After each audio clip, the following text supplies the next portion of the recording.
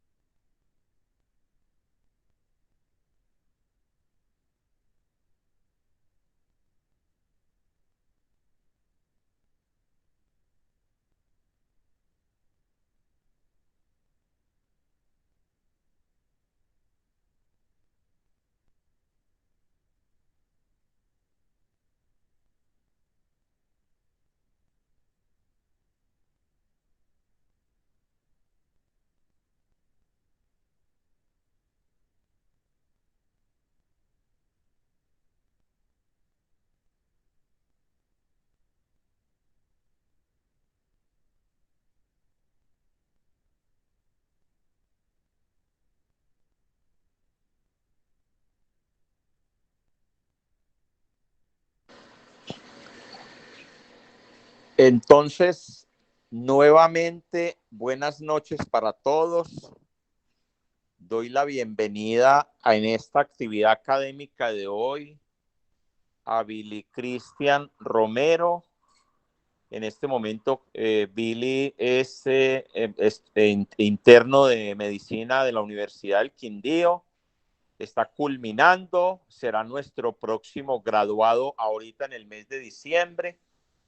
Billy ha estado muy inclinado por la parte de neurología, se le ha pegado mucho a los neurólogos y maneja mucho estas temáticas. Yo he tenido la oportunidad de conocerlo y sé sus destrezas como docente. Y también le doy la bienvenida y los agradecimientos al doctor Corredor, que nos ha acompañado en toda esta parte académica con los estudiantes y es una de las personas pues, que nos está asesorando la parte de la temática de hoy, que es cefaleas primarias, el enfoque primario. Bienvenidos entonces, muchísimas gracias nuevamente y demos inicio a la actividad académica. Es suyo el auditorio. Les anticipo los agradecimientos al doctor Corredor y a Billy. Muchas gracias, bienvenidos. Doctor Rodrigo, buenas noches, muchas gracias por su presentación, la introducción a Billy. Sí, tengo que reconocer las habilidades que tiene Billy con su capacidad académica en medicina, en el interés en neurología, y sé que lo que les va a explicar va a ser de una forma muy adecuada. Tiene, como usted dice, gran capacidad para explicar los temas. Me gustó el tema que sugirieron, que abordó. Considero que hoy en día la práctica médica debe volver a enfocar como un tema muy necesario en la medicina general. Antes de que todos en algún momento, de los que estén aquí, quieran llegar a ser especialistas, van a ser médicos generales, así como yo también pasé por ahí, y se van a encontrar con pacientes neurológicos. Así que es muy necesario que hoy en día, con una gran cantidad, además, sobre todo de casos, avance en tecnología, avance en paraclínicos, mejores conocimientos y herramientas diagnósticas, tengan sustentos y bases para poder manejar los pacientes. No deben depender de un especialista para atender este tipo de casos y estos diagnósticos como las cefaleas primarias. Entonces, es una situación que deben, no solo con la revisión de hoy de Billy, sino ir a reforzar, actualizarse y mantenerla permanentemente en su aprendizaje para la práctica a futuro. Sin más cortos, les dejo a Billy y en su presentación, que puedan disfrutarla, y cualquier duda al final estaremos atentos a los comentarios, Billy y yo. Adelante, Billy. Bueno, buenas noches para todos. Creo que se escucha bien allí. Vamos a proyectar por acá. El día de hoy, muchas gracias al doctor Ocampo, al doctor Corredor, por esta introducción. La idea es que hablemos entonces hoy un poco sobre cefaleas primarias. ¿Se ve allí? ¿Se ve bien la pantalla? Sí, sí se ve y lo estamos oyendo. Perfecto, listo, ok. Entonces vamos a hablar de las cefaleas primarias, un enfoque de manejo. El día de hoy, este artículo que está referenciado va a ser nuestra guía, nuestra hoja de ruta para abordar este tema. ¿Por qué es importante esto? La mayoría de los estudiantes y de los médicos en formación solamente ven entre 2 y 3 horas de clase de cefaleas durante toda su carrera, durante todo su pregrado. Y resulta de que la cefalea es uno de los síntomas más consultados dentro de la práctica clínica. Cuando hablamos de cefaleas, podemos hablar de unas cefaleas que son primarias, es decir, que son como tal la patología, mientras que habrán otras cefaleas que son secundarias, es decir, que son el síntoma de otra patología subyacente. El día de hoy vamos a hablar básicamente de las primeras, de las cefaleas primarias. Nos vamos a concentrar en ellas porque, como vamos a ver durante el desarrollo del tema, son las más comunes, y abarcando esto podemos tener una gran cantidad de pacientes diagnosticados y manejados. El diagnóstico oportuno en estos pacientes es muy importante porque la cefalea es algo que es deleteria para la calidad de vida. Cuando tenemos un adecuado diagnóstico, vamos a poder tener con mayor probabilidad éxito en el manejo. Sin embargo, esa bandera roja significa que hay señales de alarma que siempre debemos tener en cuenta y que nos van a indicar que es probable que estemos cursando con una cefalea de origen secundario. En otro momento probablemente abordaremos el tema de las cefaleas secundarias, pero habrá que tener en cuenta el inicio de la cefalea, el cambio del patrón de la cefalea, si se instaura de manera rápida, si aparece en personas mayores, si está acompañada de síntomas sistémicos o si está acompañada de alguna focalización neurológica, si es en una embarazada o en otras personas que puedan tener otros diagnósticos, por ejemplo, inmunosuprimidos y este tipo de cosas. Es algo que debemos tener en cuenta siempre. Vamos a hablar entonces, como ya les dije, sobre cefaleas primarias. Y de estas entonces hemos destacado estas tres, las tres primeras, que son las más comunes, como lo vamos a ver ya. La migraña, creo que todos hemos escuchado de migraña alguna vez en la vida, la cefalea tensional y la cefalea trigémino-autonómica, específicamente en racimos o clústeres. Otra cefalea que se presenta con mucha frecuencia en los pacientes que tienen una de estas cefaleas primarias es la cefalea por abuso de analgésicos, precisamente como son pacientes que se encuentran bajo un régimen especial, todo el tiempo necesitan o van a necesitar con mayor probabilidad tomar analgésicos, pues es probable que se presente abuso de los mismos y esto nos va a desembocar en una cefalea posteriormente. En cuanto a la epidemiología, como les contaba, es una importante causa de discapacidad en el mundo. Se considera que está presente más o menos en el 47% de las personas a nivel mundial y que aproximadamente el 3% de los adultos consultan cada año por esta causa. Las más afectadas por esto son las mujeres en una relación de 3-1, por cada 3 mujeres que tienen cefalea, un hombre la tiene. Y cuando se nos sale de las manos en la parte del servicio de medicina general, representa el 25% de las remisiones a los servicios de neurología, es decir, es mucha la consulta que se presenta por esta causa. La mayoría de estos diagnósticos son primarios y pues definitivamente la migraña es el diagnóstico más común. En un sondeo en Europa en el año 2018 se encontraba que la migraña representaba aproximadamente el 38% de los casos, la cefalea tensional el 35% y la de racimos menos del 1%, siendo así un aproximado de un 75% de las cefaleas que están allí en esos 3 ítems solamente, teniendo otras cefaleas primarias mucho más raras, mucho menos comunes, en un 10% de los casos, y las cefaleas secundarias, estas que tienen esas banderas rojas de las que hicimos mención ahora, siendo más o menos el 15% de los casos. Gran conclusión de esta primera parte. Teniendo en cuenta estos 3 tipos de cefaleas, estamos abarcando casi el 75% de todos los casos de cefalea que es posible que nos lleguen en un momento dado a la consulta. Entonces, por eso es tan importante ponerle mucho cuidado, prestarle mucha atención a este tipo de patologías. Bien, arranquemos entonces con la migraña. La migraña pues va a ser definitivamente la más común de todas, se da sobre todo en mujeres jóvenes, se presenta y tiene una gran carga de morbilidad porque muchos de estos ataques son bastante discapacitantes, bastante limitantes de las actividades del día a día. Y a lo largo de los años se ha venido estudiando la migraña, se ha planteado, lo que primero se planteó fue una teoría vascular en donde se producía una vasoconstricción que desembocaba en una aura y posteriormente una vasodilatación que desembocaba en una en la cefalea como tal. Sin embargo, hoy en día se ha replanteado pues, con estudios de difusión y dinámicos esta situación y se considera que hay una teoría neurovascular que explica mejor la fisiopatología de esta situación, y es que básicamente hay una alteración de todo el sistema del manejo del dolor que puede inclusive estar asociado a las estructuras subcorticales, a los núcleos de la base, al tallo, y esto va a llevar a una activación de muchas vías del dolor, entre eso la activación trigémino-vascular que nos va a producir los síntomas de la migraña como tal. Como todos o algunos hemos escuchado o quienes lo sufren, quienes lo viven, lo habrán presenciado, lo habrán sentido, hay cosas que desencadenan este dolor. Entonces, por ejemplo, la falta de sueño, el dormir mucho, miren los extremos, el estrés o el calor pueden ser cosas que desencadenen la sintomatología. Y como ya lo hemos dicho, pues definitivamente es mucho más común en las mujeres que en los hombres, sobre todo en las mujeres entre la adolescencia y la juventud suelen debutar este tipo de dolores.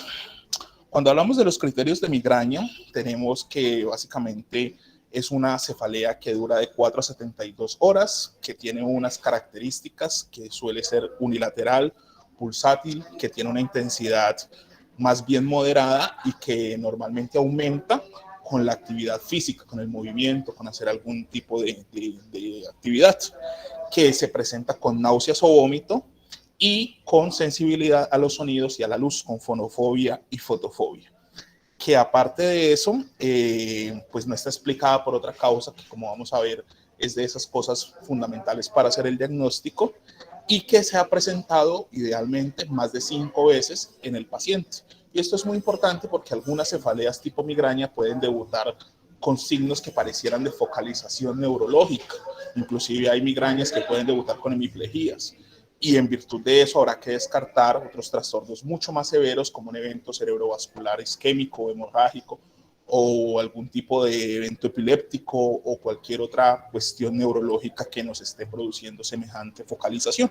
Entonces, estos pacientes, una vez han presentado varios de estos episodios con las características que hemos hablado, pues vamos a tener un diagnóstico de migraña. Y puede tener uno de dos patrones conocidos, uno episódico, que va a ocurrir menos de 15 días al mes, es decir, no es tan frecuente, y otro crónico que va a suceder más de 15 días al mes durante 3 meses al menos, y de esos 15 días al mes que están doliendo, se está presentando al menos 8 días con el patrón de dolor que acabamos de referir, ese que es unilateral, pulsátil, de intensidad más bien moderada y que aumenta con la actividad física, con los síntomas concomitantes que ya hablamos. Digamos que esto es para que lo tengamos grande en la cabeza de qué es, cómo puedo yo identificar o cómo puedo yo sospechar que un paciente está presentando un episodio de migraña. Es muy importante que estos pacientes lleven un diario de síntomas, porque no todos los días van a tener los mismos síntomas, porque van a poder encontrar que hay cosas que les desencadenan el dolor, que hacen de que sea más intenso, que hacen de que ya saben que les va a dar, ¿cierto? ¿Qué síntomas concomitantes son los que más se presentan y cómo les ha ido, obviamente, con el tema de los medicamentos que han tomado? Si les ha servido, si el manejo farmacológico es efectivo o otras medidas que puedan tomar en un momento dado también les han sido útiles. Por supuesto, evitar los desencadenantes, pues es algo muy útil. Hay personas a las que los chocolates, por ejemplo, les producen dolor de cabeza. Hay personas que la privación de sueño, hay personas que el consumo de alcohol o el exceso de sueño o comer ciertas comidas van a desencadenar los síntomas. Entonces, una medida no farmacológica efectiva es evitar estos desencadenantes. Las guías NICE del Ministerio inglés nos dicen de que la acupuntura no tiene una evidencia completa, pero que a pesar de eso se ha visto de que la acupuntura beneficia a muchas personas en la intensidad de los síntomas. Y la terapia cognitivo-conductual es otra estrategia no farmacológica que también se ha visto que genera un impacto positivo sobre este tipo de situaciones. Resulta de que nuestro paciente ha hecho todo lo que hemos dicho, está pues con su diagnóstico de migraña y ha tratado de evitar todos esos desencadenantes, pero aún así se presenta el ataque. Entonces, cuando se presenta el ataque, normalmente, pues digamos que las causas más comunes de que los pacientes acudan a urgencias es el dolor, y el paciente es probable que termine en urgencias consultando por su dolor. Entonces, ¿qué es lo que nos recomiendan en este caso hacer en urgencias? La primera línea va a ser el manejo de AINES o acetaminofén más un triptano con un antiemético. Y ahorita vamos a desglosar este esquema de cómo lo vamos a manejar, el triptano teniendo en cuenta de que lo ideal es que sea para dolores ya de moderados a severa intensidad. Y la segunda línea, muchas personas prefieren no, digamos, no tomar tantos medicamentos o no recibir tantos medicamentos. Puede tomarse uno solo de los agentes, sea un AINES o sea acetaminofén o sea un triptano, más o menos el antiemético. Esto es importante desde el punto de vista de que iniciar una terapia adecuada en el momento en que se presenta la cefalea va a evitar de que esta progrese, de que llegue a un umbral mucho más alto y que probablemente los síntomas se resuelvan más tempranamente. Por esa razón, preferimos pues la primera línea, ¿cierto? Aquí en la migraña, ¿sí? Para este tipo de situaciones. Algunos de los analgésicos pues, sugeridos y de los antieméticos sugeridos para estos casos son los que se encuentran aquí. La aspirina, el ibuprofeno, el naproxeno, el diclofenaco son opciones válidas para hacer el ataque de de esta crisis, que sería el manejo abortivo de esta crisis migrañosa, acompañados de antieméticos que, aparte de ayudar con los síntomas gastrointestinales que son muy comunes, que concomiten, pues también nos van a ayudar con el manejo de la cefalea.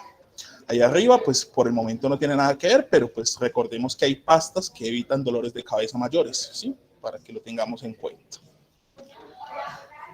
Una estrategia que podemos tener en la atención de urgencias es que muchos de estos pacientes se benefician también de al menos un bolo de líquidos endovenosos, entonces la hidratación endovenosa puede ayudar a manejar los síntomas, y que los AINES y el acetaminofén en los casos moderados y severos se pueden ver acompañados de un triptán.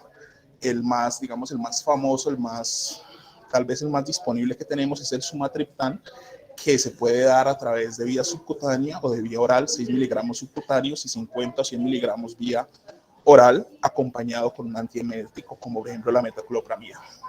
Aquí quiero hacer énfasis con la estrella que se encuentra al lado derecho, y es que no se debe usar morfina, no se deben usar opioides para el manejo del dolor de cabeza, no tramadol, no este tipo de medicamentos, porque no tienen ninguna evidencia y la mayoría de veces producen antes más síntomas gastrointestinales que llevan a que los pacientes empeoren pues su cuadro clínico. Eso es muy, muy importante, no manejar un dolor de cabeza con morfina, con tramadol, no tiene ninguna indicación y antes vamos a hacer un poco más de daño. ¿Listo? Bien, los triptanes son un punto muy importante porque hacen parte de una estrategia eje, de una estrategia base para el manejo del dolor en la terapia abortiva, o sea, cuando el paciente llega con la crisis a urgencias.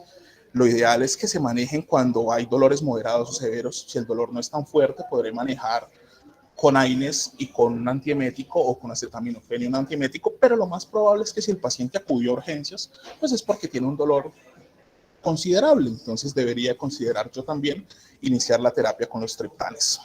La idea es no abusar de ellos, porque son medicamentos muy buenos, pero que, como vamos a ver ahora, también pueden generar molestias, pueden ser no muy bien tolerados, pueden no estar indicados para ciertos pacientes y nos pueden causar cefaleas de rebote o cefaleas por abuso. Y muchos pacientes, a la primera vez que se les pone un medicamento de estos, no tienen una respuesta adecuada. Pues pensamos de que es que no le van a servir. Pues como vamos a ver, hay una lista de medicamentos de esta familia que los podemos rotar y la idea es probar al menos 3 de ellos antes de descartarlos completamente. Los triptanes básicamente son agonistas del receptor 5-HT, ¿cierto? De la serotonina, que lo que van a producir es una vasoconstricción del lecho vascular, que eso nos va a disminuir los síntomas de la migraña.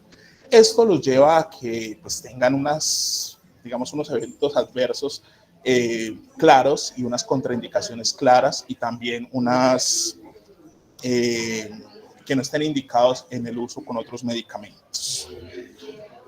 ¿Son seguros en embarazo y en lactancia? Lo que nos dice el estudio es que sí, que prácticamente no se han visto malformaciones fetales o complicaciones asociadas al embarazo en la madre por el consumo de estos medicamentos durante el embarazo. Sin embargo, que deben de ser usados con beneficio de costo-beneficio, con beneficio de que el paciente se vea pues bien tratado. Si el paciente no ha respondido a los otros tratamientos que se han instaurado y digamos que es la opción que nos queda, pues es una opción de la que podemos tomar. Se pueden usar en migraña con aura. El aura son esos síntomas como premonitorios, como previos al dolor como tal, que estaban asociados, como les decía ahorita en la teoría vascular, a la vasoconstricción, pero que hoy en día se sabe que no es tan vasoconstricción. Entonces, como los triptanes producen vasoconstricción, se les tenía mucho miedo de que se usaran en la migraña con aura, porque de pronto más vasoconstricción me llevaba pues a un evento vascular cerebral. Hoy en día se sabe que no es tan así, se pueden utilizar, entonces no habría mayor inconveniente. Pacientes con riesgo cardiovascular, como si producen vasoconstricción, y ya lo hemos visto, los pacientes que son hipertensos mal controlados, los pacientes que tienen enfermedad coronaria o los pacientes que tienen enfermedad vascular cerebral, debe evitarse el uso de estos medicamentos en ellos. Y la tolerancia al medicamento, digamos que es un problema muchas veces porque pueden dar síntomas que son muy molestos para el paciente. Algo de dolor en el pecho, algo de palpitaciones, algo de sudoración, sensación de entumecimiento en las manos, en los dedos. Entonces, esto puede ser muy incómodo para los pacientes y por eso pueden ser mal tolerados. Sin embargo, habrá que explicarles a los pacientes que no tienen estos factores de riesgo, que no están en esta población de riesgo cardiovascular que les acabo de mencionar, que no debe haber mayor inconveniente, que estos síntomas no están asociados a que estén sufriendo un infarto o algún otro evento vascular.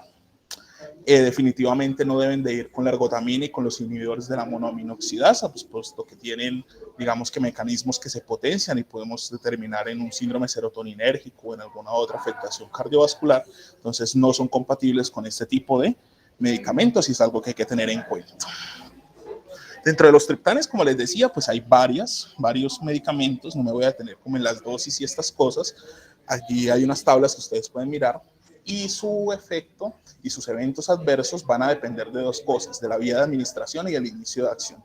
Digamos que en general cuando se administran de forma subcutánea, es más probable que el paciente desarrolle eventos adversos y cuando son medicamentos de inicio de acción rápido también es más probable que presenten molestias más marcadas a los pacientes.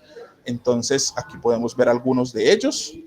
Digamos que de esto se destaca aquí la molécula que está en pantalla, que es el sumatriptan, que se puede administrar de manera subcutánea, 6 miligramos, e intranasal también, ¿sí? O en vía oral, que puede ser de 50 a 100 miligramos. La mayoría de las veces tenemos esta presentación disponible, la de 50 miligramos vía oral, y es una dosis que se puede utilizar con los pacientes en el servicio de urgencia. Como pueden ver, habrán algunos, me devuelvo un poquito, habrá algunos que tienen una vida media de hasta 26 horas, como el frovatriptan. Probablemente no tenga un efecto inmediato, pero probablemente sus efectos adversos también sean menores en estos pacientes que lo lleguen a tomar. Y lo que les contaba ahorita, la idea es darle la oportunidad al menos a 3 de ellos antes de descartar toda la familia como un medicamento muy efectivo en la crisis abortiva. Resulta de que nuestro paciente llegó a las urgencias, una mujer joven con un ataque migrañoso, migraña ya previamente diagnosticada, con muchas náuseas, con fonofotofobia, con el dolor hemicraniano clásico, pulsátil, ¿sí? Lleva más o menos 3 horas ahí con ese dolor. Le hicimos todo el manejo, le pusimos un triptán, le pusimos un analgésico tipo AINES y además de eso le pusimos un antiemético. La paciente mejora notablemente, pero la paciente ha venido presentando muchos ataques. Ya lleva 5 o 6 ataques de esos mismos muy parecidos durante el último mes. Y esos ataques son muy incapacitantes, generan gran carga en la parte laboral, en la parte académica. En este tipo de pacientes que tienen más de 4 ataques al mes o que tienen menos, pero que los ataques son muy incapacitantes, que los dejan en cama y que le impiden realizar sus actividades diarias, está indicado el tratamiento controlador de la migraña. ¿Qué busca el tratamiento controlador? Lo que está en negrilla allí, disminuir la frecuencia e intensidad de los ataques, así como el uso de analgésicos por parte de los pacientes. Y hay muchos medicamentos y muchas estrategias encaminadas a prevenir, hacer este tratamiento controlador para evitar esos ataques migrañosos tan seguidos y tan incapacitantes en los pacientes. Algunos de los medicamentos que podemos usar en estos casos pues son los que se encuentran en el recuadro azul del lado derecho: antiepilépticos, betabloqueadores, antidepresivos, ¿sí? Inclusive bloqueantes del sistema renina-angiotensina-aldosterona, vitaminas como la riboflavina, inclusive productos herbales. Vamos a ver entonces sobre esto, que hay muchos de ellos que nos los presentan en una lista y nos dicen, mire, podemos iniciar con estos medicamentos, pero hay que tener en cuenta, como ya lo vamos a ver, algunas condiciones del paciente a la hora de poner cada uno de ellos o de pensar que el paciente se va a beneficiar de este tipo de tratamiento. Digamos que dentro de todos estos, la estrella completa es el topiramato. El topiramato es un medicamento anticonvulsivante muy efectivo, ¿sí? Que se puede dar para este tipo de cosas, para hacer el manejo controlador de la migraña y que en general es muy bien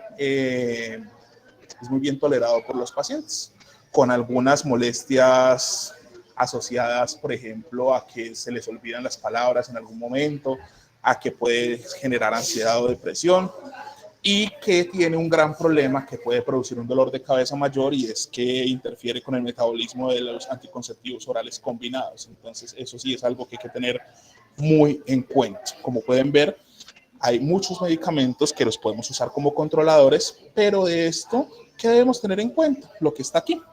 Básicamente, que no todos los pacientes se van a beneficiar de la misma terapia controladora, porque habrán condiciones especiales que eviten o que hagan de que un medicamento sea de predilección.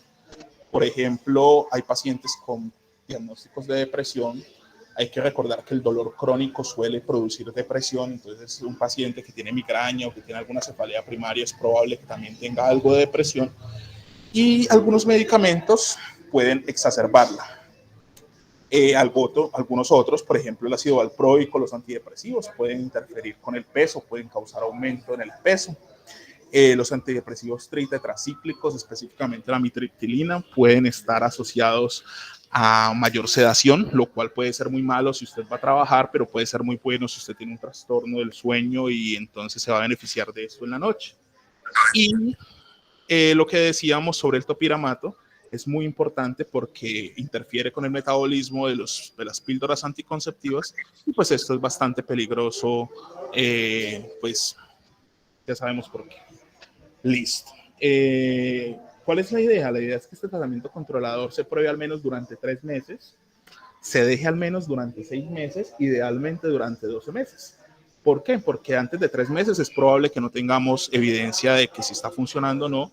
A los 6 meses es muy probable que ya esté funcionando y que nos haya ido muy bien. Y a los 12 meses se ha visto de que cuando se extiende este tratamiento controlador hasta los 12 meses, es menos probable que los pacientes hagan recaídas, volviendo a la frecuencia de crisis que hacían o a la intensidad de las mismas. Entonces, por eso ahí está el 3, 6, 12 de estos medicamentos. No sé si alguien iba a hacer una intervención por allí. Listo.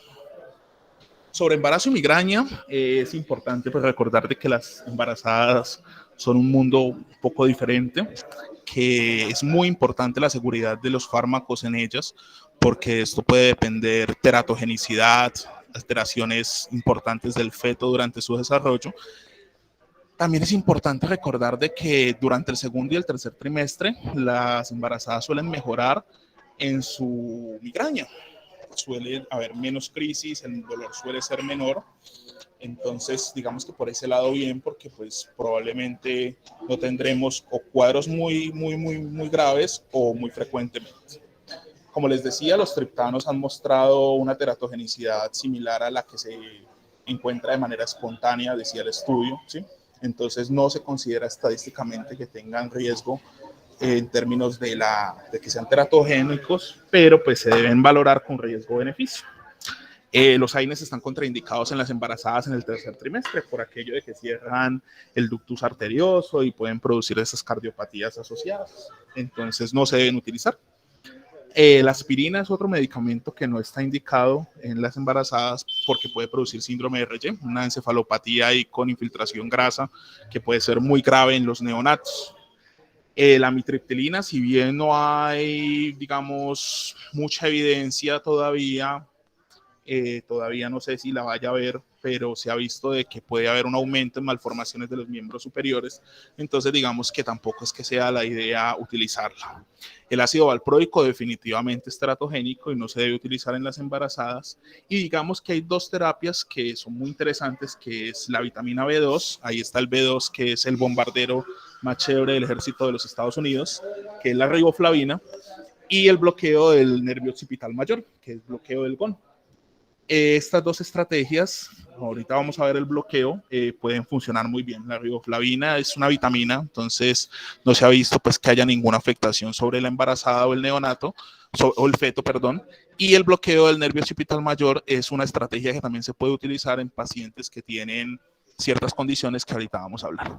Definitivamente, digamos que el acetaminofén, en este caso que es la molécula que está allí, y la riboflavina suelen ser las estrategias más utilizadas para el manejo de las embarazadas cuando tenemos migraña.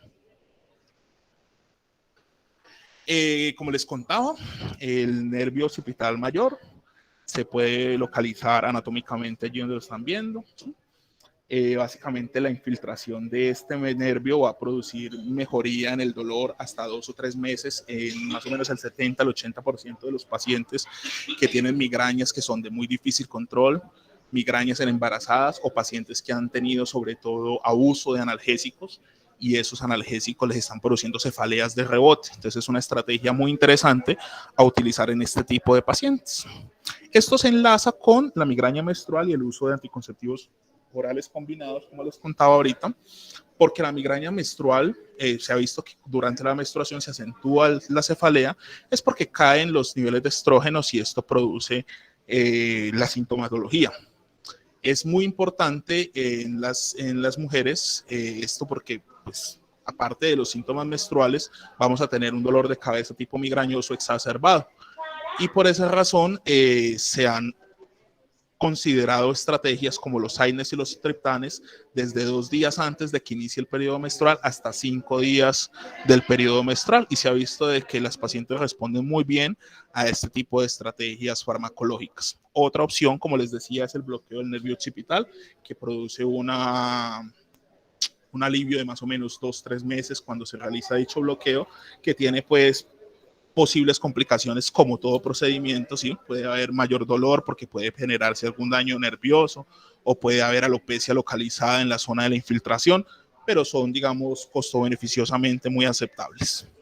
Y sobre los anticonceptivos orales, veíamos de que el topiramato, la idea es no usarlo con anticonceptivos orales porque va a interferir en su metabolismo y nos va a generar otro tipo de problemas potenciales, pero aparte de eso, cuando las mujeres tienen migrañas con aura, la idea es no tener un método de planificación como los anticonceptivos orales combinados. Sabemos de que los estrógenos pues normalmente producen estados de hipercoagulabilidad que pueden llevar a algún tipo de accidente vascular. Y en este caso, lo que se ha visto es que puede aumentarse hasta 2 veces el riesgo de eventos cerebrovasculares, de ACVs, en las pacientes que tomen anticonceptivos orales combinados y que tengan migraña con aura, mucho más grave si son mayores de 35 años y si son fumadoras. Eso es muy, muy importante tenerlo en cuenta. Bien. Derivado casi siempre de esta patología que hemos visto, que es la migraña, ¿sí? Está la cefalea por abuso de analgésicos. La paciente tuvo un ataque, la resolvimos, la mandamos para la casa con manejo controlador, pero a los 3-5 días vuelve con otro ataque, volvemos y hacemos el manejo abortivo en el hospital, vuelve dentro de una semana con otro ataque y la paciente definitivamente va creando un patrón de que necesita cada vez más analgésicos y resulta de que cuando suspende los analgésicos aumenta el dolor más todavía, se vuelve insoportable, se vuelve más incapacitante y nos estamos metiendo en un patrón de cefalea por abuso de analgésicos. Se da sobre todo en las cefaleas primarias, como es el caso de la migraña, suele presentarse cuando los pacientes tienen más de 15 días de cefalea que está asociado a un consumo de AINES o de triptanes en 15 o 10 días al mes, y cuando se suspende ese analgésico, que es el que me está dando el alivio momentáneo, aparece como una cefalea de rebote mucho más fuerte, con un patrón muy similar, sea al migrañoso o sea al tensional. Y es muy, muy difícil. Una de las otras cosas que tienen de problema los opioides es que es muy difícil cuando los pacientes han llegado, digamos, a un punto donde dicen, no, definitivamente me voy por un opioide, empiezan con los opioides y ahora empiezan a hacer cefalea por abuso con opioides. Es muy difícil después, digamos, que desmontar ese patrón de cefalea de abuso de analgésicos. ¿Cuál es la idea con estos pacientes? Pues hombre, la idea es hacer un desmonte gradual de los analgésicos. Algunos autores proponen un desmonte súbito, pero se ha visto que es mucho peor, pues porque es más difícil de tolerar. Algunos autores proponen que durante un mes o mes y medio se haga un desmonte gradual, quitando un día a la semana los analgésicos. Entonces esta semana va a tomar 6 días a la semana, la siguiente 5 días a la semana, la siguiente 4 y la siguiente 3, y así sucesivamente se va haciendo un desmonte gradual.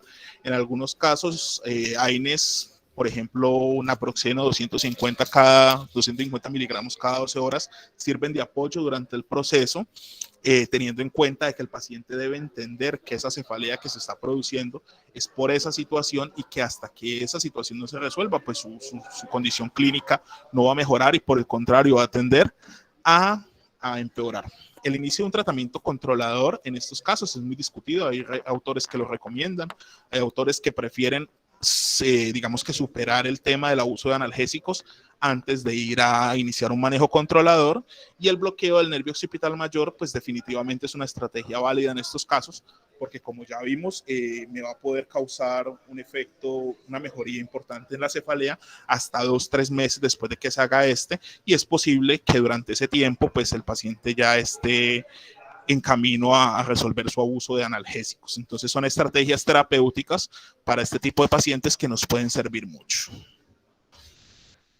Bien, acabamos de hablar de migraña, hablamos de migraña hasta acá.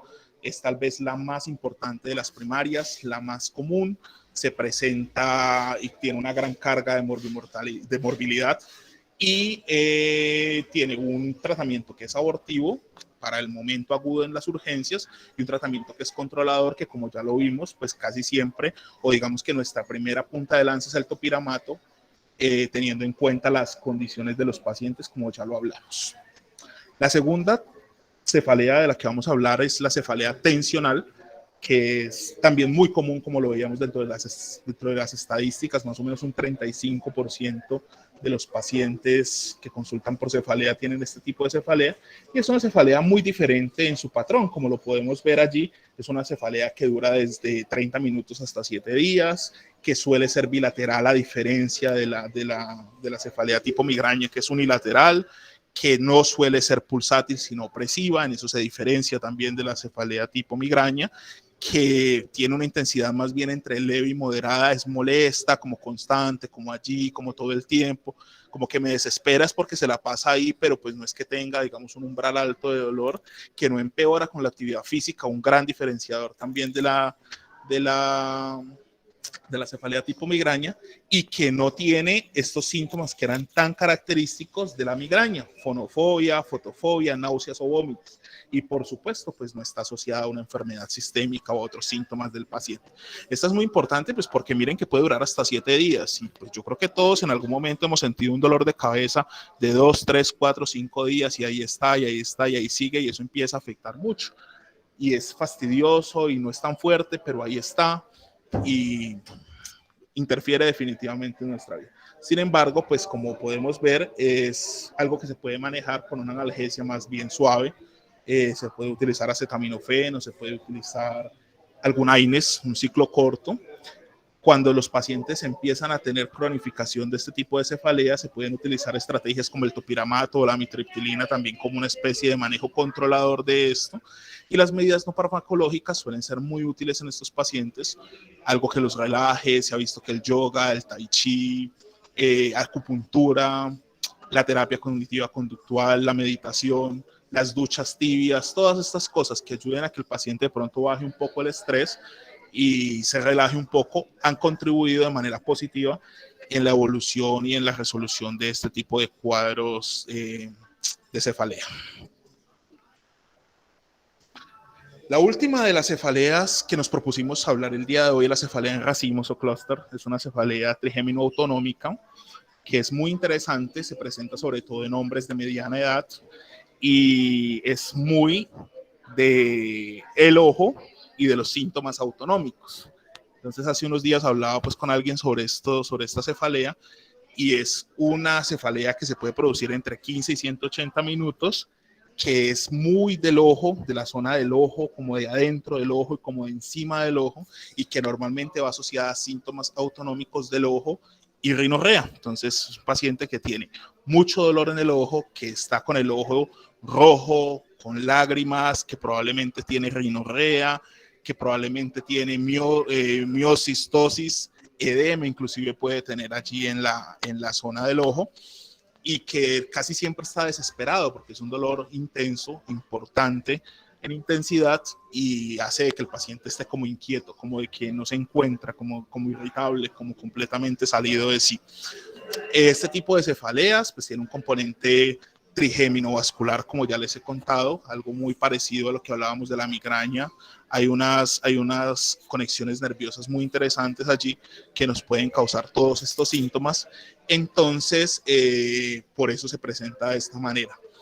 A veces los pacientes pueden tener hasta 8 ataques en un mes, 3, 4 ataques en una semana, pueden tener todos los meses, ataques todas las semanas, todo un año, y de pronto descansar un mes y volver. Es decir, es bastante comórbida, porque pues imagínese usted con un dolor de cabeza de esos, usted esperando en qué día del mes del qué día de la semana es que le va a venir el dolor, ¿sí? Como podemos ver allí, la gráfica es muy disidente, ¿cierto? Es un paciente que tiene el ojo rojo, está lloroso, tiene rinorrea, tiene un poquito de edema inclusive, y el dolor es muy, muy localizado en esta zona. Entonces, ese tipo de patrón de cefalea, esta cefalea primaria en racimos que llamamos cefalea de clúster. Para este tipo de evento, pues tenemos una propuesta de tratamiento que va como en 3 partes: un manejo abortivo, un manejo de transición y un manejo preventivo. Cuando hablamos del manejo abortivo, hablamos de qué vamos a hacer con el paciente que acaba de llegar a urgencias, y digamos que lo de elección en estos casos es el oxígeno. El oxígeno, se le pone oxígeno, alto flujo a estos pacientes. La idea es que sea no más de 20 minutos y son una notable mejoría la que se presenta con la indicación de este medicamento. Sin embargo, si el cuadro es muy severo, si los pacientes no responden al oxígeno, porque miren que puede durar muchos minutos y tener una respuesta parcial, se puede administrar también algún triptán.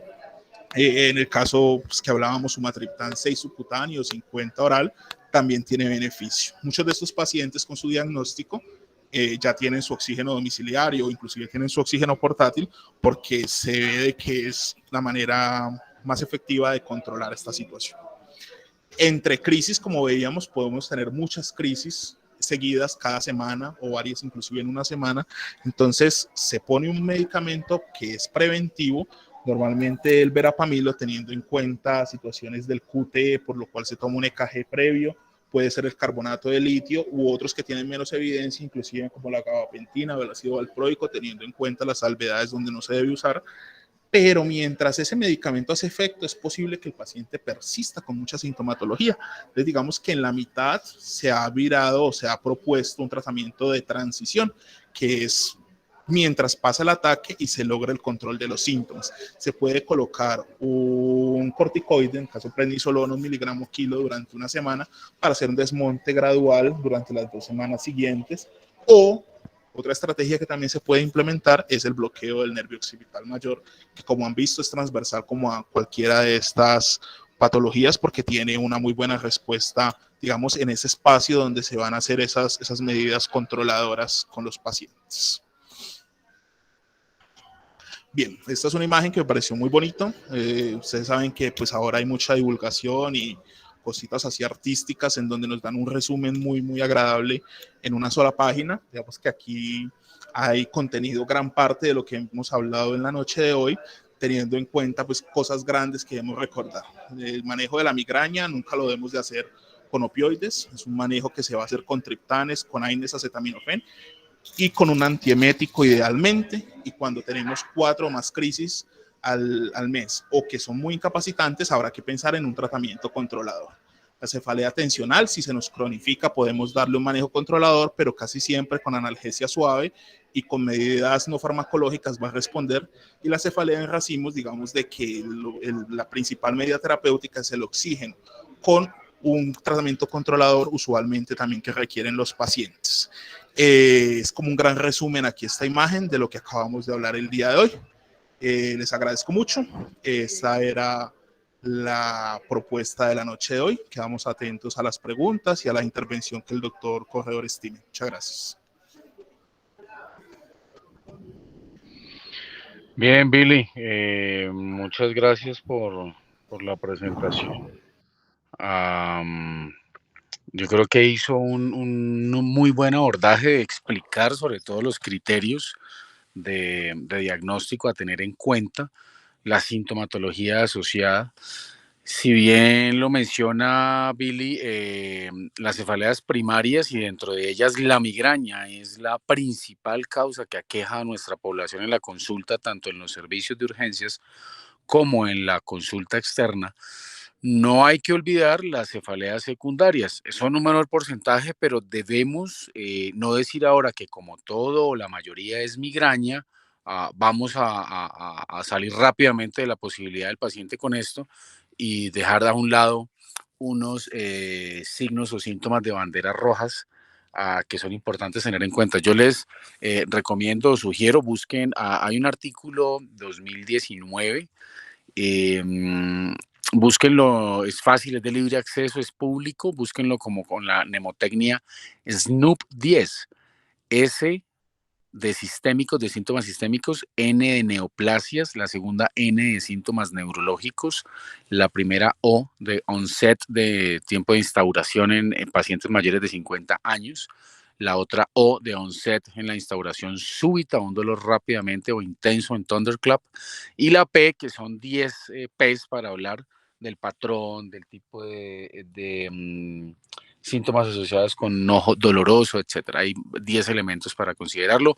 Es la mnemotecnia más actualizada para considerar las cefaleas secundarias.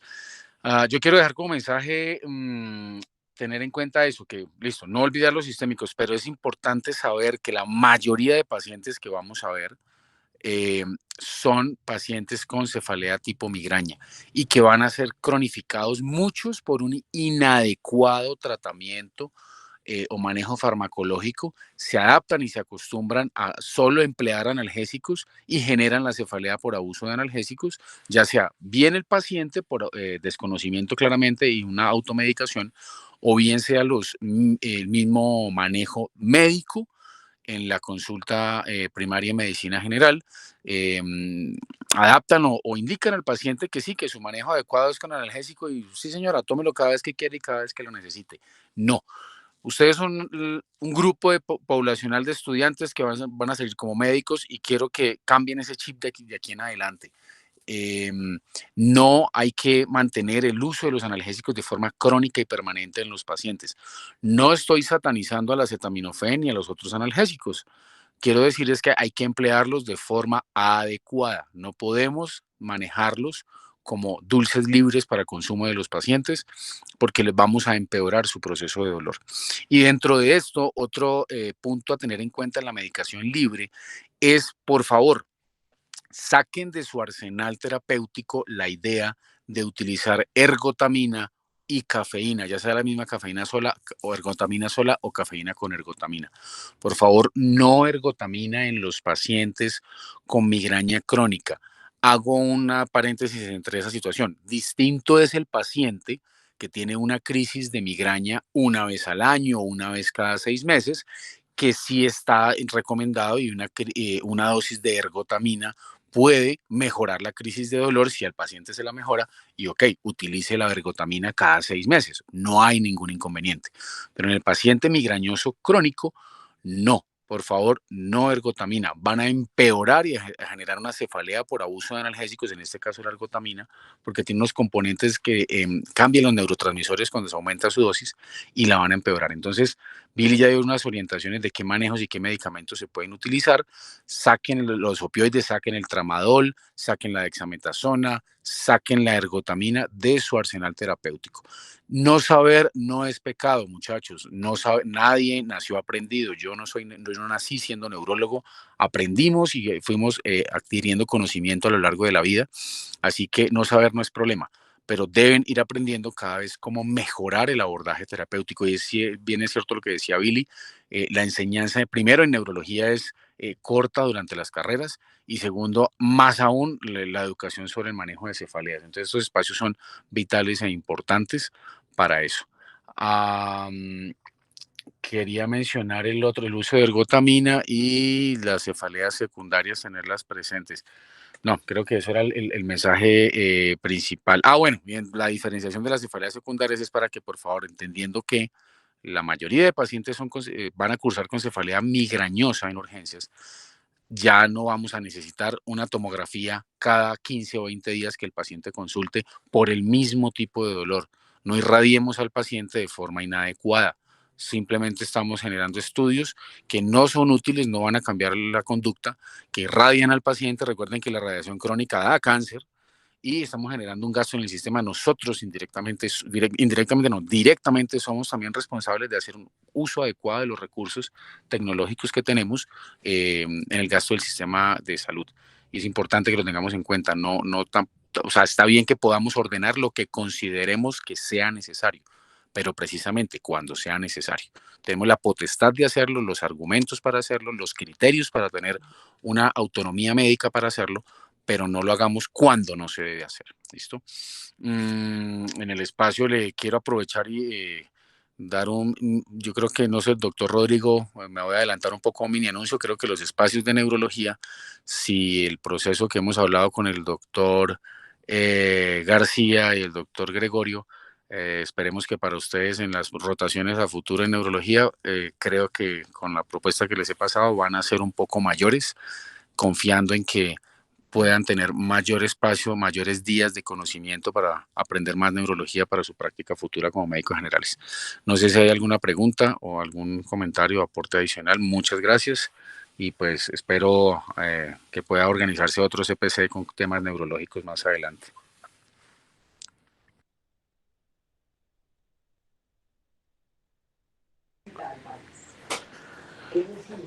Bueno, doctor Corredor, muchísimas gracias. De verdad que me gustó muchísimo, no solamente el abordaje que dio Billy, sino lo fundamental que usted hizo, que fue las conclusiones. Eso es clave para la formación en atención primaria del médico general. Eso me parece fundamental. Y por todas esas falencias que hay en la formación en la parte de neurología, que yo ya estoy enterado con el doctor García, se van a ir como subsanando. Nuevamente le quiero dar los agradecimientos a ustedes dos y ojalá que podamos compartir nuevos espacios como estos, porque de verdad fue muy, muy útil para todos nosotros. Muy amables a todos. Muchachos, muchas gracias por la asistencia. Muchas gracias, doctor, y a todos. Muy buena noche, que estén bien. Hasta luego. Gracias, muchas gracias a todos. Buenas noches.